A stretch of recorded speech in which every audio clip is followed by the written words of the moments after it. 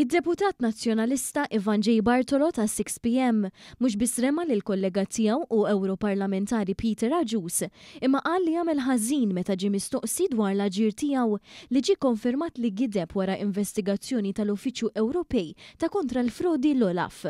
Agius fl-aħħar xhur irrapporta lil żviluppatur Malti u allega li dan abuża minn fondi Ewropej fl-ammont ta' 360,000 euro biex jibni villa fin-Naxxar minflok razzett tan-naċ kif suppost. Minkejja dan l-Olaf ma sab xejn minn dak li vvinta Agius u kixfet lill-Ewroparlamentari Nazzjonalista li kien spara akkużi bla doċċ mingħajr lanqas biss ivverifika l-fatti qabel basta prova jiskorja punti politiċi.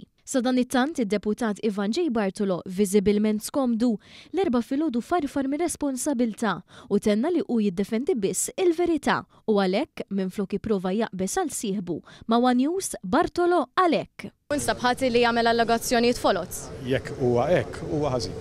Dan ma kienx l-unika diskors ta' deputati nazzjonalisti li ma ddefendewx il-gidba ta' Agius.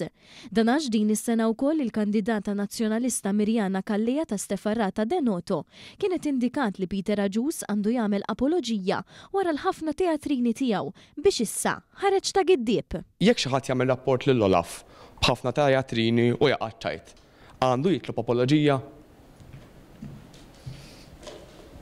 Mela, naħseb illi importanti nifmu minn fej ovvjament tkun minn fej jkunu ġejjin it-teatrini li qed ngħidu. Naħseb illi meta għandek jekk qed tgħid fuq aċċajt, jiena nemmen illi meta persuna ovvjament tagħmel teatrini żejda iva għandha titlob apoloġija.